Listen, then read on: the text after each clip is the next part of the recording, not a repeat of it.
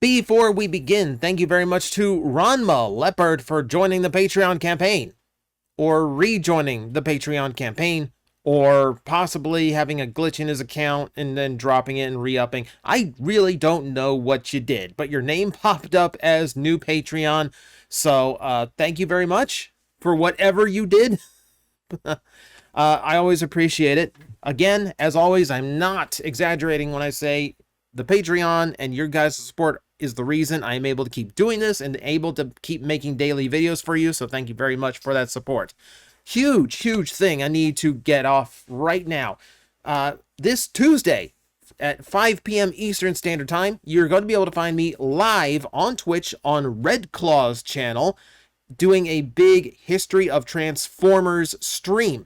Red Claw is a dinosaur VTuber. He's a friend of mine, and we've been wanting to do something for a bit, and this is a good opportunity to do so.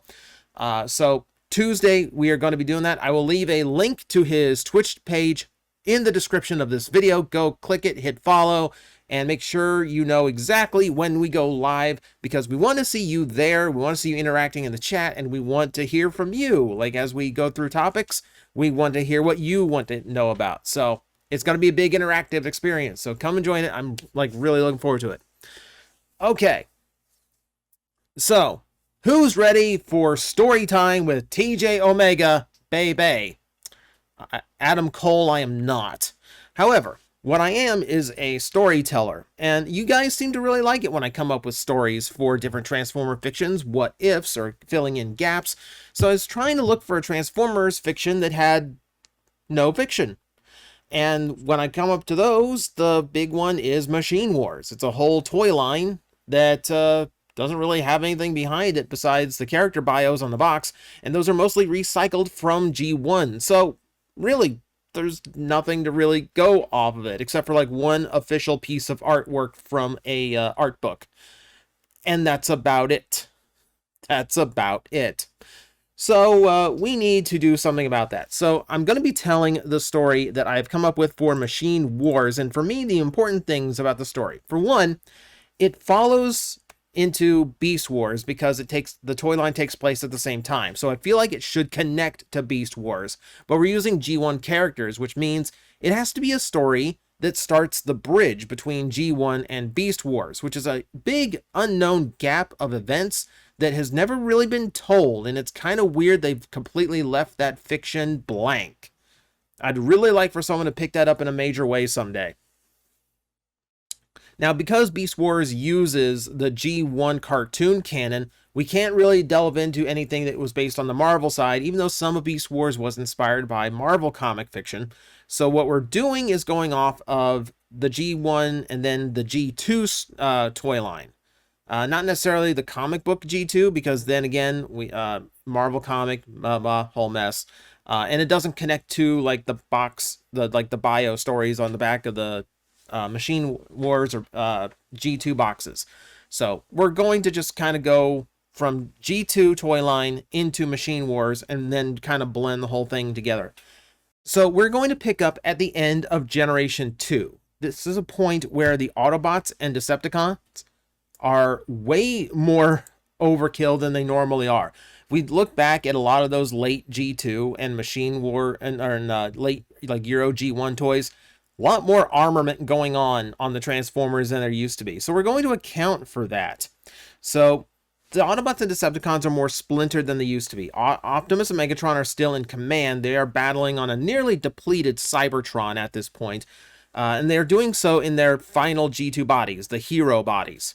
On Earth, however, we have battles being led on different fronts by other stray leaders of Autobots and Decepticons. Pyro and Thunderclash versus Skyquake and Clench, and all the bots under their command. So during one of these skirmishes, Skyquake and Thunderclash are destroyed in battle with each other. Both falling and basically bringing an end to most of the conflict on Earth, which I need to do for two reasons. One, to clean it up and that section of the whole fiction, and then another part that I'm going to explain in a bit. For now, though, the important part is that with Skyquake's body freshly fallen, there's an advantageous ghost lurking around who sees an opportunity. While the body is freshly disposed of and is just turned black from losing its spark, Starscream enters the body to claim it for himself. But even with his immortal spark, this thing is barely functional, so he needs someone to get it back up and running again. So for that, when you're Starscream, you can't turn to any Transformer. You have to turn to the only other ones that could actually do any kind of repair work to a Transformer body. And that's going to be the Quintessons. It's interesting to me that after G1, the Quintessons just kind of dropped off the face of the universe, even though they're kind of an important thing in Transformers. It's, like a big deal. It's the creators of the Transformers in the cartoon fiction. Kind of weird, just saying. So, the Quintessons, we're going to kind of explain why here in a bit. But for now, the Quintessons that Starscream meets with are actually agreeable to repairing Starscream and making this making this Skyquake body as powerful and well fit for him as possible. But they want something in exchange. They want to study something that happened to Transformers they haven't had the opportunity to study. And that is what happened to two of their creations that were reformatted by Unicron. Because two of them are still around. Megatron's recovered from his time as Galvatron, but at this point, Cyclonus and Scourge are still a thing. So, in a very familiar scene, Megatron is mid-speech with his Decepticons when a very, very big, very dark jet flies in and confronts him. Starscream makes short work of this Megatron. Because of the body, because of his own skills in that body, he is way outclassing Megatron in his hero body. Now, typically Starscream would just outright destroy Megatron in this case, but he needs the bait. So with Cyclonus and Scourge right there, he's flying off with Megatron, hoping to bait them in. And, of course, he successfully does so. So, with these two in tow, Starscream does what Starscream does best. He tricks people and leads them straight into a trap from the Quintessons, capturing the both of them. The Quints are eager to experiment on two bodies that were reformatted by, a god of chaos. And in doing so, the two are reverted backward into Skywarp and Thundercracker. Now, I know there's a whole debate over who Cyclonus is because the camera wasn't really focused on either Bombshell or Skywarp. But for the sake of this storyline, it needs to be both of his Seekers because both appear in Machine Wars, so I kind of need to get them back. But the Quints discover something interesting in the process. The Unicron bodies have a lot more energy to them. Remember how Galvatron was able to blow up minor planets by himself. That's a really powerful robot. So with whatever Unicron did, the Quintessons are actually able to discover a way of maximizing the energy efficiency of the Transformers. So Skywarp and Thundercracker's new bodies are considerably smaller than your standard Transformer body, but they don't really lack any offensive power for a bot of their typical size. So they've actually undergone an interesting upgrade. Starscream, for what it is worth, is kind of pleased to have his old comrades back, especially at a size that prevents them from really overthrowing him. While their energy efficiency is maximized, they themselves are still not a match for Starscream. So he likes them being in a nice subservient package. And then he asks if the same thing can be done to Megatron, because as Starscream is wont to do, he is starting to scheme and plan. So, with his new jets in tow, Starscream returns to Cybertron. On the throne of the Decepticons, he wears his cape, because for some reason he always wants to wear a cape, and he claims the Galvatron cannon, which is the one piece that Megatron kept of his old life. Kind of a trophy of what he was, right? So, Remember how I said there's two reasons why Skyquake had to become Starscream and Machine Wars? It's because the artist who created the image on screen based this art off of a piece of fan art he did once upon a time, where that's his explanation for Starscream being revived in the Machine Wars. And you know what? I kind of go with that. It's not a bad way of doing it. So, you know what? I went with it. I thought it was a clever way of incorporating his all black and gray color scheme. I thought that was clever. So, we're going with it. So, good job coming up with that. But it's an interesting sight because Starscream here is clearly taking the lead, even though he has Megatron in tow with him.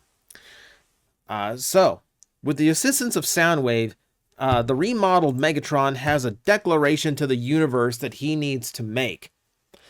In a universe-wide message, he admits that he failed as the Decepticon leader, and that Starscream would be assuming command, while he steps down and serves as Starscream's lieutenant, as the former had done for millions of years. Wait to see where I'm going with this. I really like this part. So, Starscream does announce his intentions.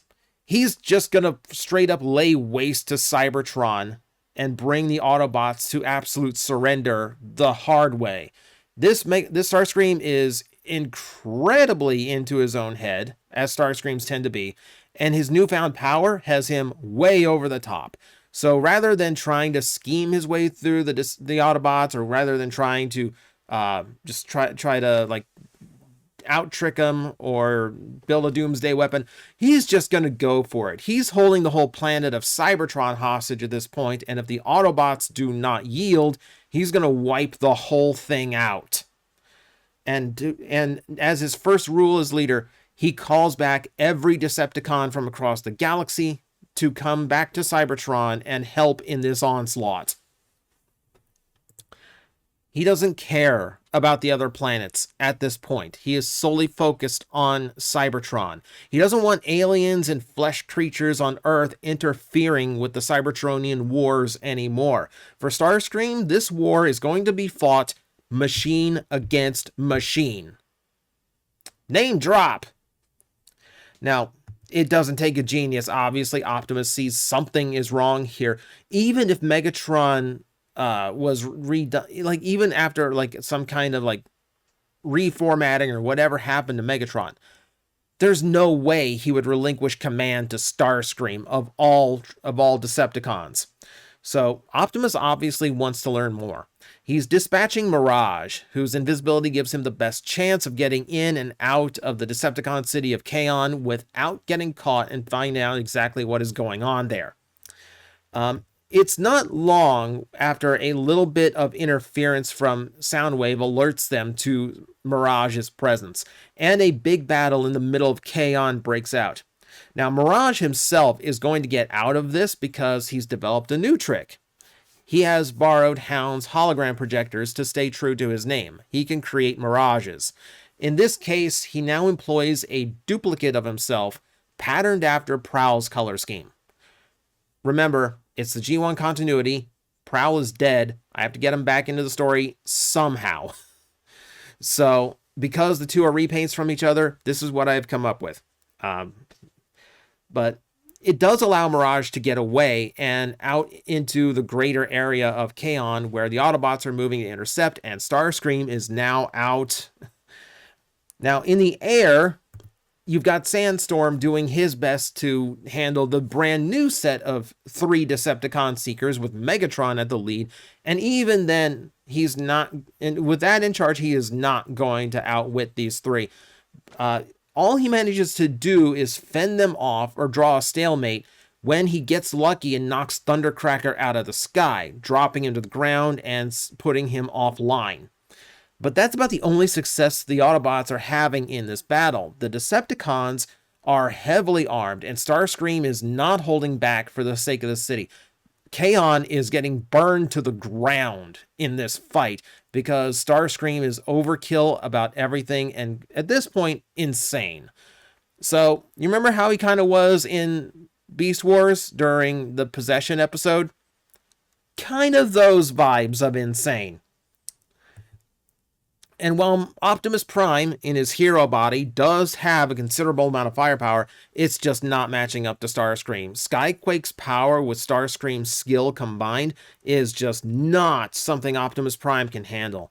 Once Mirage is in the clear and the Autobots are basically away from immediate danger, Optimus has no choice. They have to call a retreat.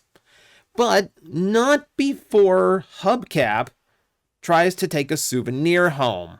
So his bio in the story is his bio for Machine Wars is that he collects the bodies of fallen Decepticons from the battlefield and drags them back to basically harvest for parts to repair and sell. So it's not the nicest of Autobots, but it's definitely a unique place in the story, and he found a nice souvenir in Thundercracker, so his tow truck mode is dragging this poor jet home.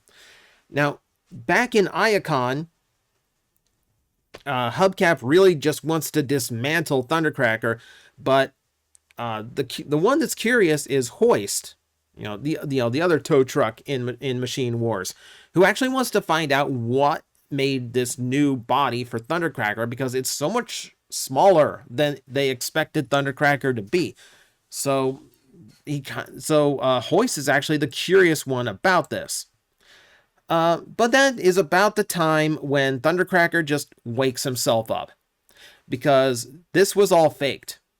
Thundercracker wanted to get into the Autobot headquarters not as a sneak attack, but because Starscream is out of his mind. And this is way too far. He just watched his home burn to the ground. No. So he fakes getting defeated so he would be taken back, knowing what Hubcap is up to. So yeah, it was his way of being able to talk and cooperate with the Autobots without getting caught by Starscream. This is where he actually reveals what is going on. The Megatron that followed Starscream in isn't the real Megatron. Remember, they were there when the Quintessons did all of this repair work and reformatting. He knows it's actually a puppet named Megaplex. It is a body double of Megatron under Starscream's control, which makes a lot more sense to me than just being a body double of Megatron that the bio says, because the bio's kind of dumb, and this makes a little bit more sense of why there would be a duplicate Megatron.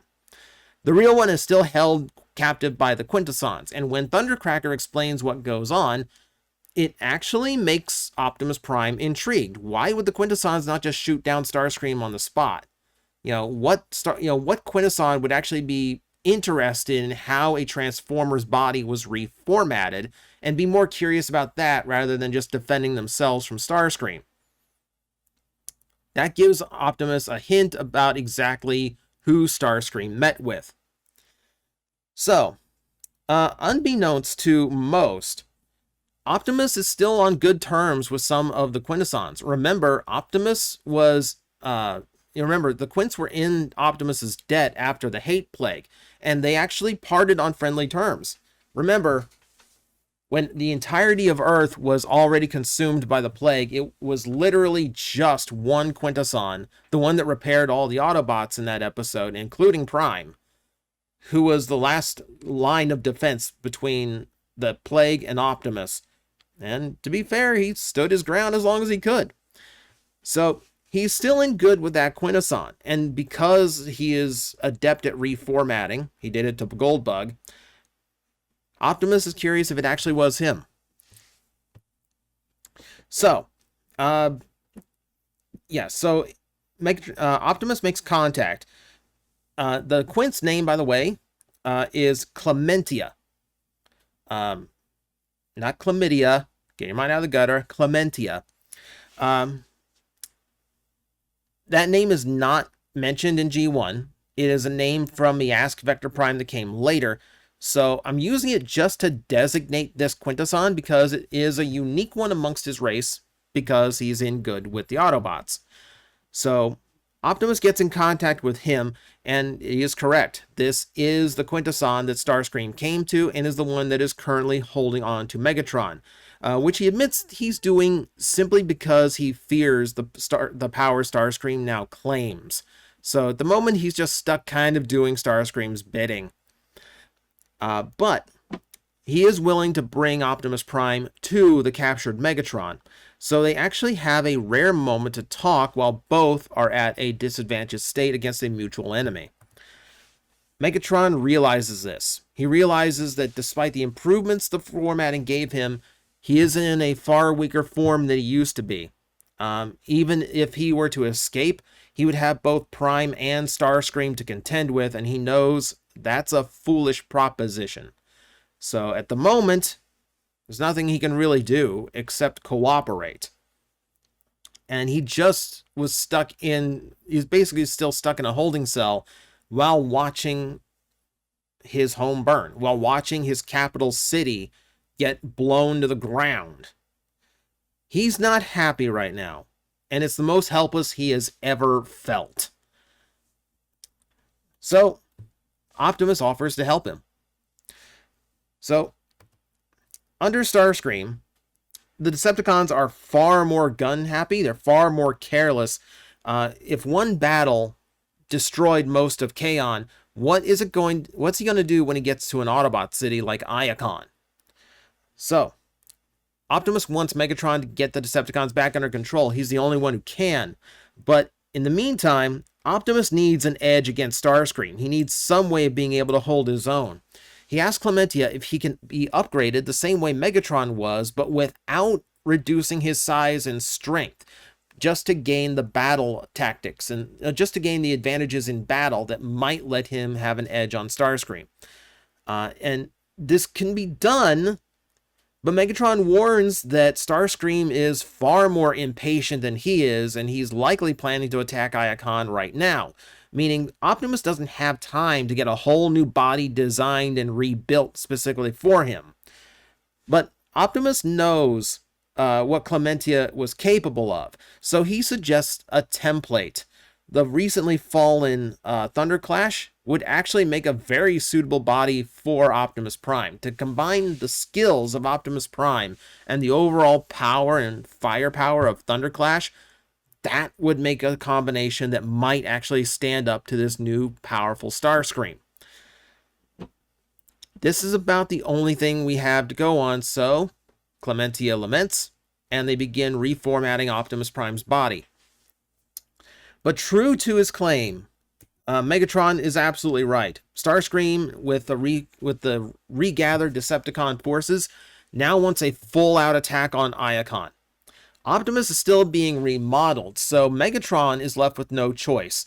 He is actually asking to be released so he can hold off Starscream himself. Because, of course, if he's the only one that can get control of the Decepticons, he might be the only one that, brings a halt to this madness. Now, this could be a trick, but the reality is, even if Megatron was tricking them, all he would do is carry out the plan and lay Iacon to waste himself. The result would be exactly the same. So, why not? Clementia lets him go. The Autobots in their doing their best here defend Iacon, but they're way outgunned. If you remember like how the Machine Wars and late G2 stuff was just like so heavily armed. Like all the toys had huge missile launchers and lots of different weapon gimmicks. That's kind of the chaos of the battlefield going on here. There's a lot of explosions. This is a mess. And the Decepticons are on the winning side of the mess. Starscream is taking his fight all the way to the center of the city. He wants the Capitol building. And the Decepticons are on the outside of Iacon trying to force their way in. When they witness the fake Megatron being blasted out of the sky as the real one makes his way onto the scene, with a grateful Soundwave to find out his true leader is actually alive and not losing his mind. Soundwave helps sends the transmission to the army for the Decepticons to stand down. Meanwhile, Megatron is commanding Skywarp to follow him to go chasing after Starscream and stop him from basically wiping out Iacon in total. So, the battle is reaching the Great Dome. It's the one thing from the comic books I'm taking because it's the one example I have of the center of Iacon. Starscream has the Machine Wars cast to fend off. Sandstorm, Hoist, Mirage, Hubcap. I have to reincorporate them into the story, so this is where they are. He's intent on destroying the Capitol building, and he's making short work of the Autobots on his hand. The only one that can really delay him is actually Thundercracker, who has turned his guns on Starscream. And his smaller body is actually too nimble for Starscream to actually catch. It's like a gnat flying around his head, except the gnat's energy blasts are just as strong as they would be if he was his full size. Energy efficient, which is giving Starscream a headache. It's a headache that lasts long enough for Optimus Prime to reappear.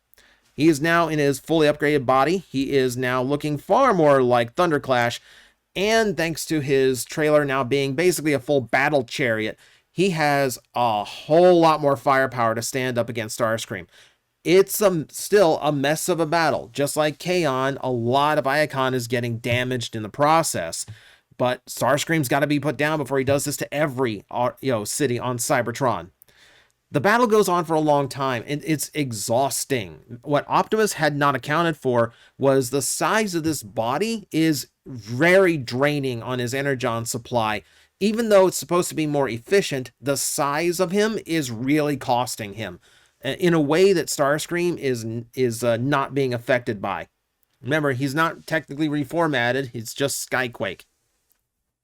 However, just as Starscream might get the upper hand, this is when Megatron and Skywarp arrive, and now the new team of Seekers is battling against Starscream. Now, despite the upgraded form, Starscream is now beginning to wear out, and and despite them having their own battles along the way, Megatron, Skywarp, and Thundercracker, their energy reserves are fine. They are not having any trouble, no exhaustion whatsoever. And it's beginning to wear out Starscream completely. Once he's vulnerable, Optimus pulls the trigger. Full onslaught from his tower base, decimating Starscream and destroying his new body. Starscream's ghost once again is left floating. And we know when he's going to reappear, but it's going to be a long time. And that's going to be the end of the battle. You've got Autobot and Decepticon gathering at the site of the defeat, and while the hostilities are about to flare up again, it's Megatron that shuts it down.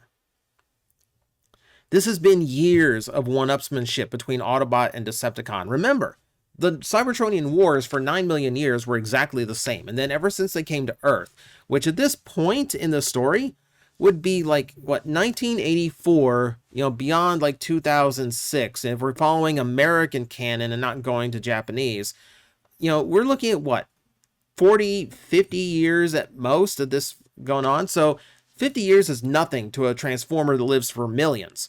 So to constantly be coming up with new tech, constantly doing one-upsmanship. You build this, so we build our own. We've got this weapon, so you get that weapon of your own. It's been a lot. The last few decades has been extreme. And to be frank, he knows he's in a vulnerable position.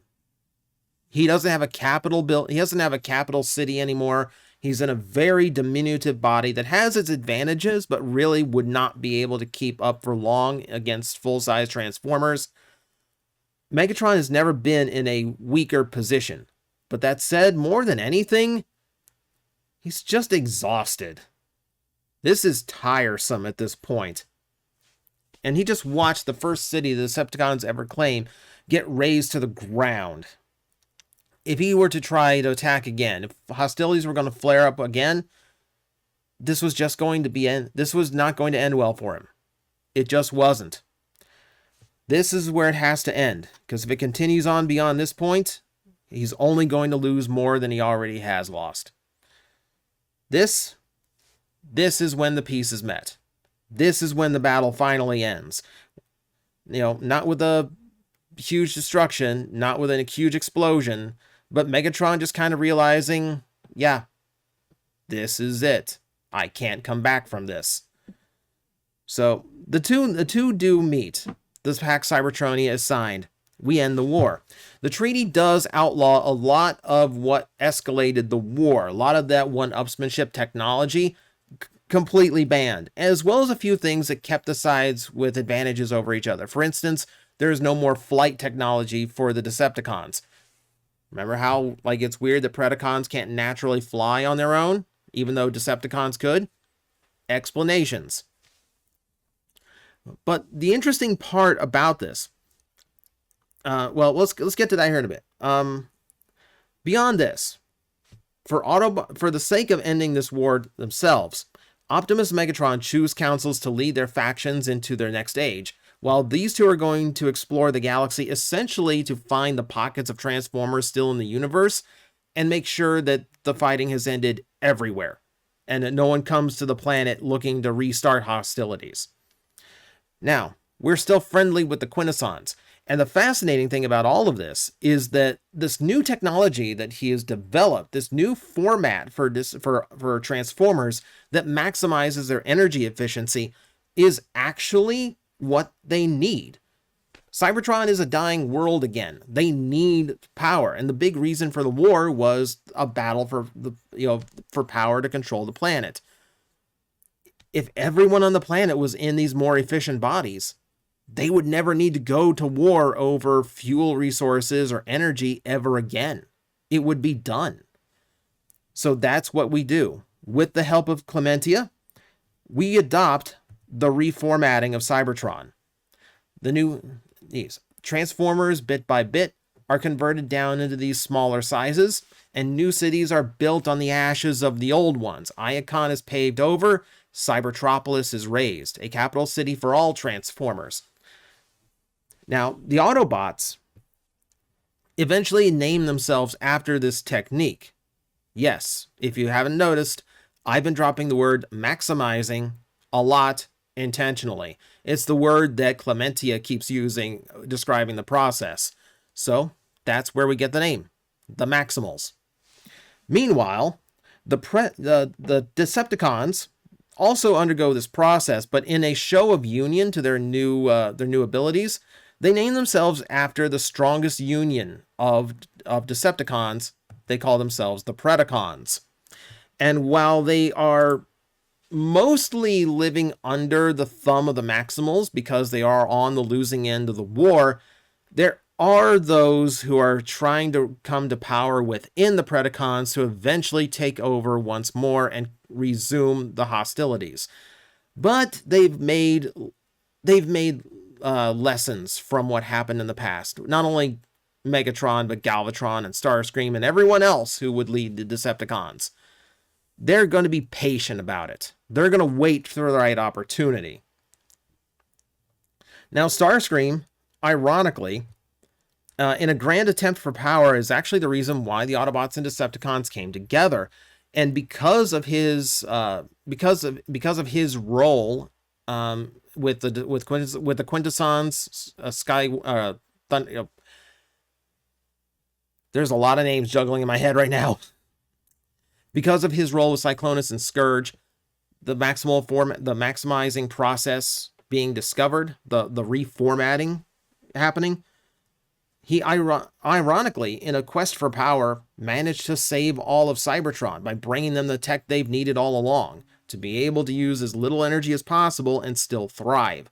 Thus, in a quest to destroy Cybertron, Starscream absolutely saved it. And the Maximals who rule now get to dedicate themselves to something they've never been able to, exploring the universe and seeing what else is out there, not to conquer it, not to save it from rival robots, but to genuinely just learn and explore. And that is where we end the story. Admittedly, I wish I found more roles for some of the Autobots, and I wish the story would go a little bit longer. It's interesting. It's weird to say like the Machine Wars was literally just a couple battles, but it didn't need to be some grand epic war. It just needed to be the bridge that G1 and Beast Wars needed. And because of the way it's very vague and very weirdly placed in between G2 and Beast Wars, it's the appropriate place to do it. So I like the story. I will admit, I could probably fine tune it. I could probably make it a little bit more complex. But ultimately, I kind of like where this went. I am a little bit disappointed that I couldn't work with a lot of the later fiction and a lot of the thing like the Marvel comics. I had a great way of incorporating Galvatron and Galvatron 2 and the Swarm if I could have gone with that side of the story, but I had to follow cartoon canon. So that is what it is. But that's the story. I hope you enjoyed. Let me know in the comments below what you thought. And yeah, I do like doing this. So if you want to see more of these stories, remember the important things is to hit like so I know you like the video, and hit subscribe so you know when the next one drops. And as always, after these stories, I need to go get a bottle of water now. But I hope you enjoyed, and thank you very much for watching. I will see you next time. I'm like, I think you guys got this. I will back away, and I will see you all later. You've got this handled. Alafi's like, really? You're not gonna help me? Like, it's fine now. It's like these disgusting creatures breathing down my neck, and you're all just like, I believe in you. You got this. That All right, burn. you seem to have this. 5 minutes.